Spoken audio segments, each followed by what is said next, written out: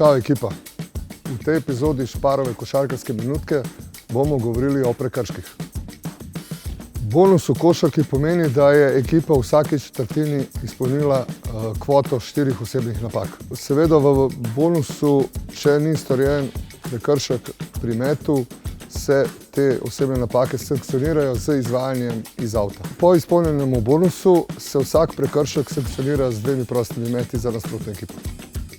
Pri storjenem prekršku na metu za 3 točke, torej izven linije 6,75, se ta prekršek sankcionira s 3 prostimi meti. En prosti met igralec meče ob doseženem košu, torej tako imenovani end one, torej osebna napaka z zadetim košem. Takrat meče samo en prosti met. Nešportna osebna napaka se ponavadi okarakterizira, ko je storjen nek res grob prekršek. Nešportna osebna napaka se kaznuje z 2 prostimi meti in seveda s posestjo žoge iz sredinske črte. Tehnične napake se ponavadi dajejo zaradi kakšne gestikulacije oziroma nestrinjanja s sodniškimi odločitvami, prigovori, imamo pa tudi za simuliranje faulov v napadu.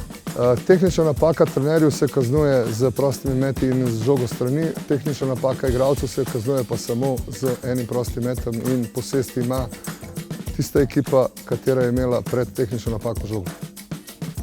Mala osebna napaka je tudi pametna osebna napaka, to se dela, ko še ni izpolnjen bonus, s tem probamo preprečiti kontranapad ali kakšno mismatch situacijo in dokler ni bonus izpolnjen, je samo žoga strani.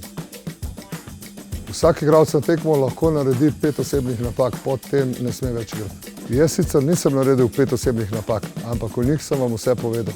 Ne se šparati.